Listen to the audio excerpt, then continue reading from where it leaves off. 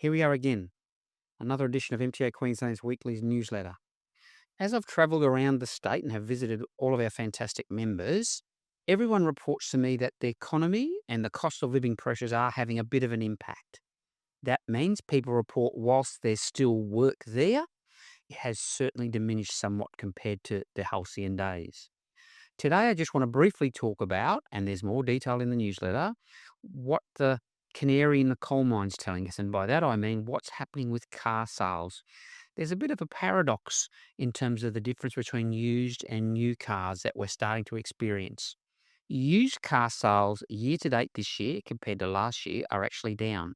They're down by as much as 6%. That is an intriguing figure on its own. But what is very interesting, it was not that long ago, there was real consumer concern about second-hand electric vehicles. It would appear the cost of living crisis, it would appear the increasing fuel prices has meant people have decided the cost benefits there. EV sales, and I mean in the used car market this year compared to last year, are up 54%. That's extraordinary. That's extraordinary. So it's something worth watching, and I'll come back to the impact of that for our independent mechanics and other support parts of the industry in a moment. If you want a fun fact, plug-in hybrids are up 470% second-hand vehicles this year compared to last year. Before I'm howled down about dodgy stats. Yes, that's off a very low base, but it's still an intriguing figure. People are starting to have confidence in the state of batteries and in the quality of the electric vehicles.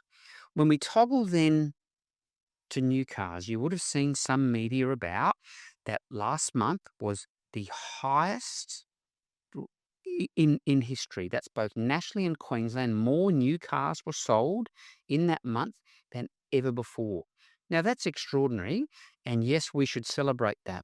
Can I just say that shout out to all of our new car dealers? I have heard from many of you that have told me that there have been some, let's just say, end of financial year pressures around those sales. So I do appreciate the challenge in dealerships around navigating that. But that said, again, electric drive trains are still appearing fairly prevalent in the numbers. 43% of overall sales in Queensland for new vehicles in that last month were in zero or low emission vehicles. 43%. That's a lot. Almost every second car sold has a hybrid or battery electric. 36% increase in battery electric. So it's all really, really intriguing. 30,000 vehicles sold in Queensland last month. What that tells us is that it's here. We have reached a tipping point, and consumers are now embracing battery technology. Now, for our industry, what does that mean? A lot of our independent repairers across the state many have started to skill up around electric vehicles, but a lot of them thought, well, you know what? I'm not going to see them in our driveways for a while.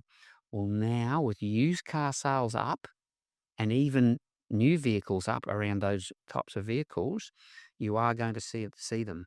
So I would really encourage all of our members and their people to start thinking about, even if it's as basic as depower training, how to depower these vehicles before you can work on them safely. It's worth getting ahead of the curve now. It's worth thinking about what marketing opportunities there are around being ready for electric vehicles. Our EV Ready program can certainly help you with that.